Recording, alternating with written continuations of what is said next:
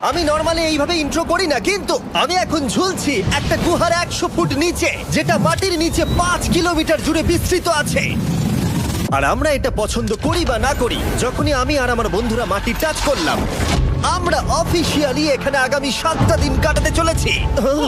বাবারে, এটা আমার জীবনে করা সবথেকে ভয়ঙ্কর জিনিস। প্রথমত, আমাদের এখন এখান থেকে অনেকটা দূরে যেতে হবে। কেন? যদি ঝড় বৃষ্টি হয় তাহলে এই পুরো জায়গাটা জলে ভরে যেতে পারে, আর সমুদ্রের মতো ঢেউ এসে সবাইকে ভাসিয়ে নিয়ে যেতে পারে। সেই জন্য আমাদের আরো ভিতরে যেতে হবে একটা বেস ক্যাম্প বানানোর জন্য। ভাই এটা পুরো পাগলাম। এটা একটা অন্য জগৎ মনে হচ্ছে। এই কেভ এন্ট্রান্সটা হয়তো দেখতে সুন্দর, কিন্তু দেখে যা মনে হচ্ছে আসলে তা নয়। আর আমরা হয়তো জানি না যে আগামী 7টা দিন আমাদের জীবনের সব থেকে কঠিন সময় হতে চলেছে। সব থেকে বাজে ডিসিশন। ঠিক আছে, আর কিছুক্ষণের মধ্যেই অন্ধকার হতে চলেছে। ক্যাম্প না করলে আমরা বিপদে পড়বো। আমরা কোথায় যাচ্ছি সেটা কি বলবে? আমাদের ক্যাম্প সেটআপের জন্য একটা ফ্ল্যাট গ্রাউন্ড খুঁজতেই হবে। কেভের ভেতরে ঢোকার পরে আমরা এমন একটা জায়গা খুঁজে পেলাম যেটা অনেকটা উঁচুতে থাকায় আমরা জল থেকে সুরক্ষিত থাকতে পারবো। তার মানে এটা ক্যাম্পের জন্য পারফেক্ট। পারফেক্টটা একটু বেশি হয়ে গেল। মোটামুটি বলা যেতে পারে। ঠিক আছে, ক্যাম্পের জন্য মোটামুটি। প্রথম দিনের বাকিটা আমরা কাটিয়ে দিলাম আমাদের জিনিসপত্র আনতে। প্রত্যেকটা ব্যাগের ওজন প্রায় 80 পাউন্ডস। আর যেমনটা তোমরা ফুটেজে দেখছো, আমরা এটা করতে 4 ঘন্টা লাগিয়ে দিলাম। এখান থেকে যাওয়া খুব কঠিন। তারপরে আমরা সবাই বেস ক্যাম্পে ফিরে গেলাম। ঠিক আছে, আমরা এখানে লাইট লাগিয়ে দিলাম। আমাদের সব জিনিসপত্র হোম বেসে চলে এসেছে। একটু ক্যামেরাটা ওদিকে দেখাবে?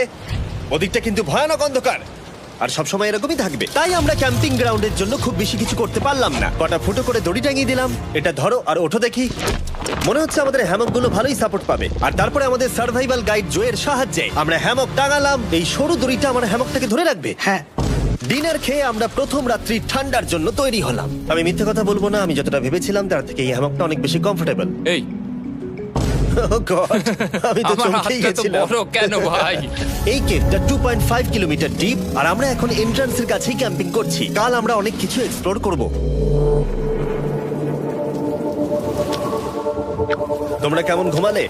ভয়ঙ্কর। ঘুমই হয়নি। এটা সত্যি একটা অস্বস্তিকর পরিবেশ। কেভের উপর থেকে অনবরত আমাদের উপরে জল পড়েই যাচ্ছিল, তাই উপরে একটা প্লাস্টিক চাপালাম, কিন্তু তাও আমাদের হ্যামকের উপরে জল পড়েই যাচ্ছিল। একটা আইডিয়া আছে, চলো শেল্টারগুলোকে ভালোভাবে তৈরি করি। আমার মনে হয় এই প্লাস্টিকগুলোকে জুড়ে দিলে আর জল পড়বে না। বাহ, তুমি তো জিনিয়াস। আমি শুধু একজন ইউটিউবারই নয়, ঠিক আছে? আমার হ্যামকটা এটার উপরে ঝুলছিল। মানে দেখো, আমি আরেকটু হলে হ্যামক থেকে নেমে পড়ে যেতাম। আর আমরা সেই সময় এটা বুঝতেই পারিনি যে এই গর্তটা প্রায় 40 ফুট গভীর। তাই যখন আমি আর শন প্লাস্টিকগুলোকে জুড়ছিলাম, তখন ম্যাক আর কার্ল এই গর্তটা কতটা ভয়ঙ্কর সেটা দেখতে গেল। আমার হ্যামকটা দেখতে পাচ্ছো? ওখানে আমি ঘুমোচ্ছিলাম। এদিকটা দেখো। আর যেহেতু এই কেভে সব একই রকম দেখতে, তাই আমাদেরকে ফলো করা অনেকটাই কঠিন ছিল। এই ম্যাপে তোমরা আমাদের হোম বেস দেখতে পারবে, আর দেখতে পারবে ওরা ওখান থেকে কত দূর হ্যাঁ, যাচ্ছে। এটা তো খুবই ভয়ঙ্কর। ভাই, এটা পাগলামো। আর যখন ছেলেরা র্যান্ডমলি এক্সপ্লোর করছিল, তখন আমি আর শন ক্যাম্পে কাজ করছিলাম। এই স্লিপিং ব্যাগটা এখানে কেন পড়ে? কারণ এটার থেকে পিয়ের গন্ধ বেরোচ্ছে। ইয়া, এটার থেকে শেখা উচিত স্লিপিং ব্যাগ ভাড়া নিতে নেই। আমরা স্লিপিং ব্যাগ কেন ভাড়া আমি- নিয়েছি? কেন আমি আমরা জানি না। স্লিপিং ব্যাগ গুলো কিনে আনতে পারলাম না? আর তারপরে আমরা এই দুটো প্লাস্টিককে জিপ টাই দিয়ে জুড়ে দিলাম। কিছু মনে করো না, এই দড়িটার উপরে আমার জীবন বাজি আছে। আর তখন ওইদিকে ম্যাক আর কার্ল তখন ওই গর্তের মধ্যে। ও মাই গড, ম্যাক! আর শেষ পর্যন্ত ওরা একদম নিচে পৌঁছে গেল। এই! আমি তো ভাবলাম সবাই ক্যাম্প নিয়ে কাজ করবে। আমরা শুধু দেখাচ্ছিলাম জায়গাটা কতটা ভয়ঙ্কর। না পড়লেই হবে, তোমাদের স্কিল নেই। আচ্ছা, ঠিক আছে। আর যদিও ওদের এবার ফিরে আসা উচিত ছিল, কিন্তু কাল আর ম্যাক এটা কতটা গভীর সেটা দেখানোর চেষ্টা করলো। ভাই, এটা দেখতে দারুণ লাগছে। তুমি কি নদীটাকে পার করতে পারবে? কিন্তু ওরা এটা জানে না যে এই রিভারটা এই কেভের গোটাটাই জুড়ে আছে। তার মানে এর মধ্যেও আমাদের কিছুটা সময় কাটাতে হতেই পারে। ওই তো ওরা এসে গেছে। এসো। তোমরা রান্না করে রেখেছো তো? হ্যাঁ, রান্না করেছি। ঠিক বলেছ। একটা নতুন বাড়ি, ঠিক বলেছি তো? একদম। এখন আমাদের একটা ছাদ আছে। আর এটা তো দারুণ। জিমি রান্না বেশ ভালোই আর করেছে। আমরা আমাদের ফায়ার পিটটাকে এই সুন্দর জায়গাটাতে নিয়ে এসেছি। জায়গাটা কেমন? বেশ গরম। আরামদায়ক। এই পাথরগুলো গরমটাকে ধরে রাখবে এবং ওপর থেকে যে পি পড়ছে সেগুলোকে আটকে দেবে। ওটা পি নয়। তাহলে ওটাকে কি বলবো? যদি জানি না, হয়তো বৃষ্টির জল হবে বা না, এটা বৃষ্টি নয়, না, পাথর মানে ইয়ে তুমি- করছে। এই একটু উপরে দেখাও। তুমি মেঘ দেখতে পাচ্ছো? পাথর দেখা যাচ্ছে। এটা বৃষ্টি নয়, রক পি। Rock P. ঠিক আছে, রক পি। ঠিক আছে, এটা রক পি। আর একটা শুকনো রাত ঘুমিয়ে কাটাবার পরে আমরা ঠিক করলাম জো আমাদের সার্ভাইভাল এক্সপার্ট, তাকে নিয়ে আমরা কেভের শেষ প্রান্ত অব্দি যাব। Cave, cave! Cave, cave, cave! Cave. দেখা যাক আমরা কেভের কতটা গভীরে যেতে পারি। তোমরা কিন্তু মনে রাখবে আমরা সবেমাত্র কেভের এন্ট্রান্সের দিকেই আছি, আর আমাদের ইচ্ছা এই কেভের শেষ প্রান্ত অব্দি যাওয়া, অবশ্যই না মরে গিয়ে। ও মাই গড, এটা তো খুবই স্টিফ। আরে এটা তো সবে শুরু। আমরা কেভের আরো গভীরে এসেছি। তোমরা সবাই সাবধানে আসবে। এটা খুবই ছোট জায়গা, আমার মনে হয় না এখান থেকে আমি যেতে পারবো। কেভ এক্সপ্লোরের ইন্টারেস্টিং জিনিসটা হলো যা হোক করে আমাদের এই ছোট্ট ফাঁকগুলোর মধ্যে দিয়ে এগিয়ে যেতে হবে। ও মাই গড, খুব ছোট জায়গা। আর তারপরেই খুব বড় একটা জায়গা আসবে, সেটা এতটাই বড় যে কিছু না দেখতে পাওয়ার জন্য এটা করতে হলো। ও মাই গড! এবার আমি সব দেখতে পাচ্ছি, এটা দুর্দান্ত। এটার তো অনেক আলো। ভাই জায়গাটা কতটা সুন্দর দেখো। বাপরে কি আলো, আমি তো তাকাতেই পারছি না। আমি তো অন্ধ হয়ে যাব মনে হচ্ছে। এ বাবা, এটা কি হলো? আমরা বোধহয় ঠিক মতো এটাকে ব্যবহার করতে জানতামই না। চলো এগিয়ে যাই। আর তাই আমরা এগোতে থাকলাম। এই যে এই জায়গাগুলো, এগুলো খুব ভালো ধরার এখানে? জায়গা। এগুলো ধরে এখান থেকে পা ঘুরিয়ে চলে আসতে পারবে। এইভাবে কি? হ্যাঁ, একদম পারফেক্ট। জো সব থেকে ভালো কেভ গাইড।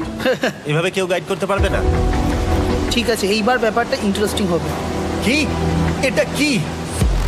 এখান থেকে আমাদের ওয়েট শুট পরে সাঁতার কেটে যেতে হবে।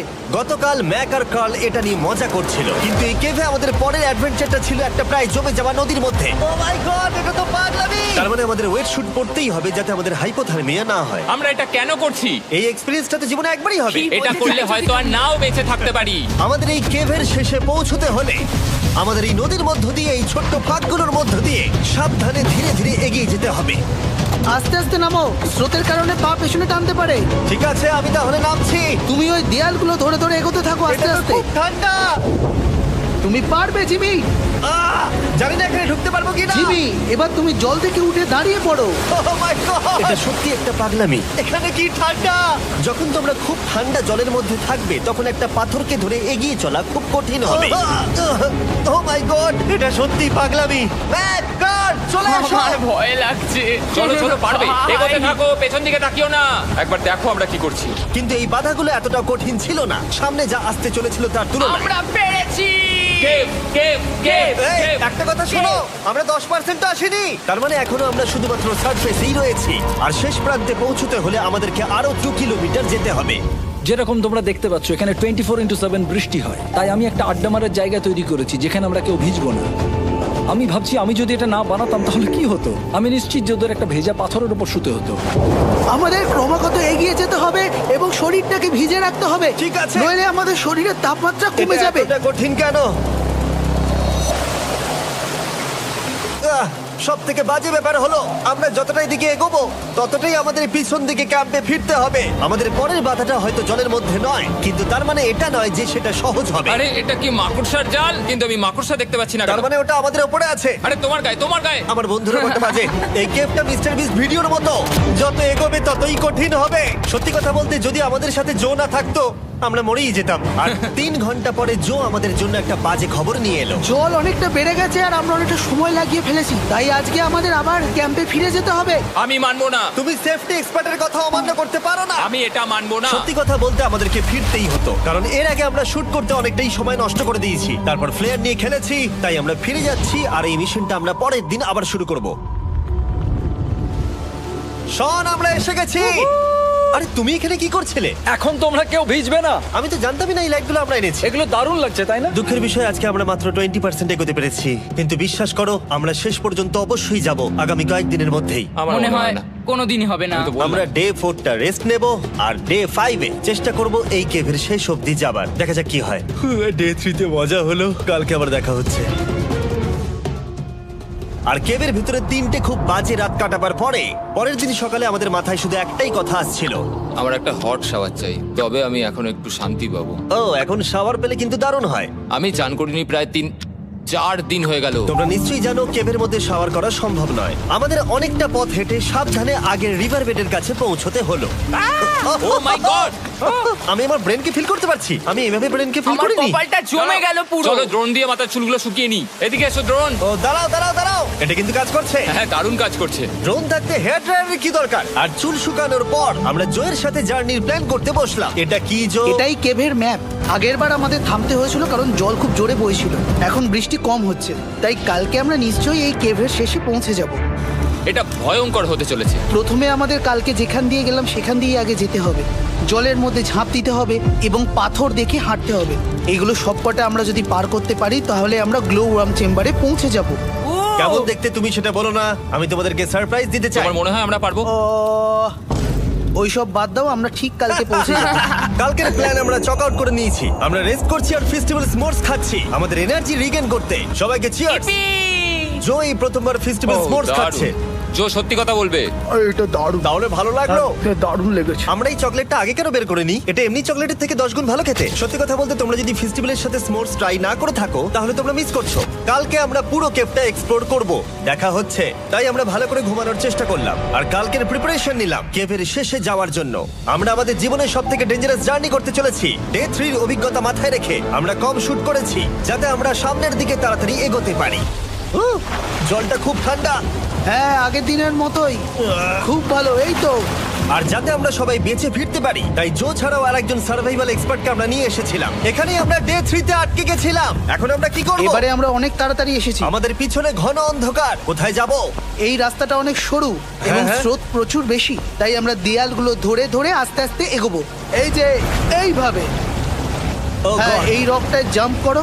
কয়েকটা ভালো পাথর আছে যেগুলোকে তুমি ধরে এগোতে পারবে। আরে এখানটা তো অনেক অন্ধকার। আমি আর পা পাচ্ছি না, আমি এখন মাটিতে আর পাই পাচ্ছি না। যেহেতু আমরা মাটিতে পা পাচ্ছিলাম না, তার মানে যদি আমরা পাথর ছেড়ে দিই তাহলে এই জলের স্রোত আমাদেরকে ভাসিয়ে নিয়ে যেতে পারে। জো, আমরা কি করব?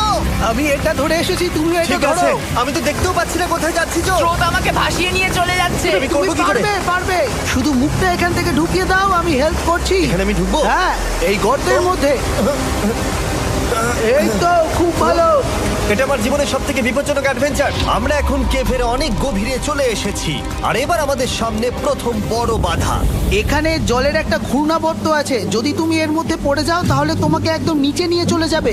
মানে আমরা পড়ে গেলে মরে যেতে পারি। হ্যাঁ, মানে আমরা মৃত্যুর সাথে খেলা করছি। এটা এতটা বিপজ্জনক হতে পারে আমি সত্যিই ভাবিনি। খুব ভালো। এই তো। তাহলে কি আমার পা এখানে হ্যাঁ, রাখবো? রাখো রাখো। ঠিক আছে, এই তো আমি পেরেছি। এটা আমার ভাবনার থেকেও বেশি কঠিন ছিল। এই নদীটা কতটা শক্তিশালী এই গোটা কেভটাকে তৈরি করেছে। কিন্তু মজার ব্যাপার হলো আমরা পাথরের মতো শক্তিশালী নই। আমি শুধুমাত্র মানুষের মতোই শক্তিশালী। সৌভাগ্যবশত কাল এই অ্যাডভেঞ্চারে লিড করেনি, তার বদলে আমরা একজন অ্যাভেঞ্জার জোকে পেয়েছি। ও কতটা এক্সপার্ট তার প্রমাণ হিসেবে বলতে পারি। সে লিটারালি কতটা ওপর থেকে আমাদেরকে নদীতে ঝাঁপ দিয়ে দেখালো। ও মাই গড, এটা পাগলামি। কে বললো এটা পাগলামি? এটা তো আমার কাছে খুবই সহজ। আমি এটা করব। তুমি কোনোভাবেই এটা করতে পারবে না। আরে কি বলছোটা কি তুমি? আমি এক্ষুনি করতে চাই। চলো যাচ্ছি Joe. Godspeed back. Jimmy আমার সাথে যা যা করেছে তার কাছে এটা তো কিছুই নয়। 3, 2, 1।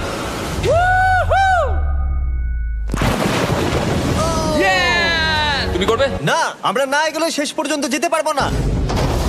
ও মাই গড, আমাদের নিচের দিকে যেতে হবে। আমরা সবসময় স্রোতের উল্টো দিকে কেন যাই? এখন শুধু আমি ভেসে ভেসেই যেতে পারবো, আর কিছু না। এই জলের তলায় অনেক ধারালো পাথর আছে, তোমরা সেগুলোকে দেখতে পাবে না, তাই সাবধানে পা ফেলবে। ও মাই গড, আবার এটা গভীর আরে হচ্ছে।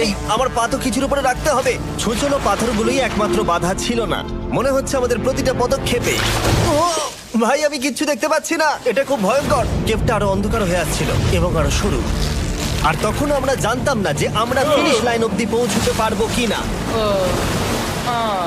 আমি ক্লান্ত হয়ে পড়েছি। এই কেভে আরো কঠিন বাধা আসার আগে তোমাদেরকে আমি কিছু দেখাতে চাইবো। জো, তোমার ব্যাগটা দাও। Thank you. তুমি জানো এর মধ্যে কি আছে? না, জানি না কি আছে। Brand new mister beast lab swamp. সত্যি কথা বলছি, গত 5 ঘন্টা ধরে যেহেতু আমি অনেক পরিশ্রম করেছি, তাই কোনো মতেই এখন এটা আমি বলার মতো অবস্থায় নেই। তাই এটা শুট করার 1 মাস পরে আমি পুরো কেপ সেটটা তৈরি করলাম ফিউচার জিমি নেম ট্যাগ দিয়ে। তারপরে বললাম, হেই, আমি ফিউচার জিমি, আর আমি এখন তোমাদেরকে বলবো brand new toy line of mister beast lab swamp সম্পর্কে। এটা একটা কালেক্টিবল টয় লাইন, আর এখানে 119টা ইউনিক ডিজাইন ক্যারেক্টারও আছে যা তোমরা কালেক্ট করতে পারো। আর সবথেকে দারুণ ব্যাপারটা হলো, কোন ক্যারেক্টারটা তুমি পেয়েছো সেটা জানতে হলে এই টিউবে ওয়াটার দিয়ে নাড়াতে হবে আর তোমার সোয়ামস তোমার সামনে চলে আসবে। আর আমি এটা ডেমনস্ট্রেট করতে এই বিশাল বড় টিউবটাকে বানিয়েছি। এই টিউবটাকে জল দিয়ে ভরে দাও। তোমাদের এত জলের দরকার নেই, এটা অনেক বড় বলে এত লাগছে। ঠিক আছে, এটা এখন জলে ভর্তি হয়ে গেছে। এবার এটাকে একটু নাড়াতে হবে। এটা কি আর নাড়াতে হ্যাঁ হবে? হ্যাঁ, অনেক নাড়ানো হয়ে গেছে। এবার জল ঢালো এখানে। জো ঢালছে। আর জল ঢালার পরে তোমরা দেখতে পাবে তোমরা কোন সোয়ামটা পেয়েছো। এটা সব থেকে রেয়ার হাইপোক্রোম, যেটা মাত্র 1000টা বানানো হয়েছে। জো, এটা তোমার। Thank you so much. এটা চাই। আর এটা তোমার। কাল কি নেবে? আমার কাছে দুটোই ছিল। আর আমরা শুধু সোয়ামেই থেমে নেই, আমরা এই অ্যাকশন ফিগার প্যান্থার গুলো বানিয়েছি যেগুলো এই ব্রিফকেসে আছে, আর এই সোয়ার্মের মতো এই মিউটেটর। যখন তোমরা কিনবে দেখতে পাবে এর ভেতরে কি আছে। কোথায় কিনবো? ভালো হয়েছে জিজ্ঞাসা করলে। মিস্টার বিস্ট ল্যাব টয়েস এখন তোমরা পৃথিবীর সব জায়গায় পেয়ে যাবে। এগুলো সব বেরিয়ে গেছে, তোমরা গিয়ে কিনে নাও। আর কেবের মধ্যে অনেক সমস্যা পেরোনোর পরে আমরা ফাইনালি পৌঁছে গেলাম গ্লো ওয়ার্ম চেম্বারে। ভাই এবার খুব ভালো লাগছে। ঠিক আছে টিম, তোমাদের গ্লো ওয়ার্ম চেম্বারে স্বাগত। এ তো দারুণ। এটা দারুণ লাগছে। ভাই এটা পৃথিবী মনে হচ্ছে না এখানে একদমই। যে আলো তোমরা দেখতে পাচ্ছ সেগুলো আসলে ছোট্ট ছোট্ট বায়োলুমিনেসেন্ট গ্লো ওয়ার্ম তৈরি করেছে। এটা দেখতে অনেকটা মিল্কি ওয়ে গ্যালাক্সির মতো লাগছে। ওয়াও! আর এই মুহূর্তটা, এই ভিউ, সত্যি বলতে এই ট্রেকের সমস্ত ক্লান্তি যেন দূর করে দিল। এখানে অবধি পৌঁছানো যেন সত্যি একটা অ্যাচিভমেন্ট ছিল। কিন্তু এখন আমাদের যাত্রা শেষ হয়নি, কারণ আমাদের এখান থেকে এখন বেস ক্যাম্পে ফিরতে হবে। আজকে ডে 6 হতে চলেছে, এখনো ওরা আসেনি আর আমি খুব ক্লান্ত।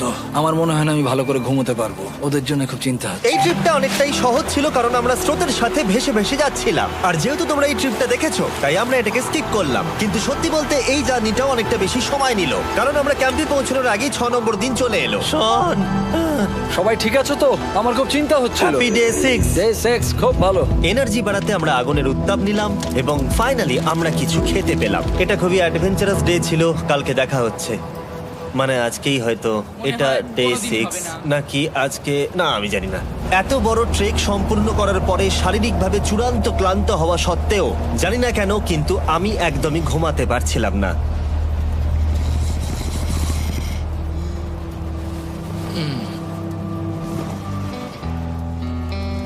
আমি 7 দিন সলিটারি কনফাইনমেন্টে কাটিয়েছি, কবরে কাটিয়েছি, 7 দিন রাফটে থেকেছি। কিন্তু সত্যি কথা বলতে এটা সবার থেকে বেশি কঠিন ছিল, কারণ সব সময় ভিজে, ঠান্ডা, প্রত্যেক মুহূর্তে এই পাথরগুলো শরীরে ব্যথা দিচ্ছে। বেশিরভাগ সময়টাই এই কেভটা দুঃস্বপ্নের মতো ছিল। কিন্তু তোমার আর আমার মধ্যে জিমি! ইয়ো! গার্ড, আমাকে দেখতে পাচ্ছো? এটা পৃথিবীর সবথেকে উজ্জ্বল টর্চ। মজার মুহূর্ত অনেক ছিল। মাটির নিচে 300 ফুট গভীরে অভিযান চালানো থেকে আমাদের সবাই মিলে হ্যামক নিয়ে হাসাহাসি করা সবকিছুই এই অভিযানের অংশ ছিল। যেহেতু আমাদের সঙ্গ দারুণ, চলো তিমির মতো আওয়াজ করো। তাই এই ভিজে, ঠান্ডা, পাথুরে অদ্ভুত কেভের ট্রিপটা বদলে গেল আমাদের জীবনের সব থেকে সুন্দর মুহূর্তে।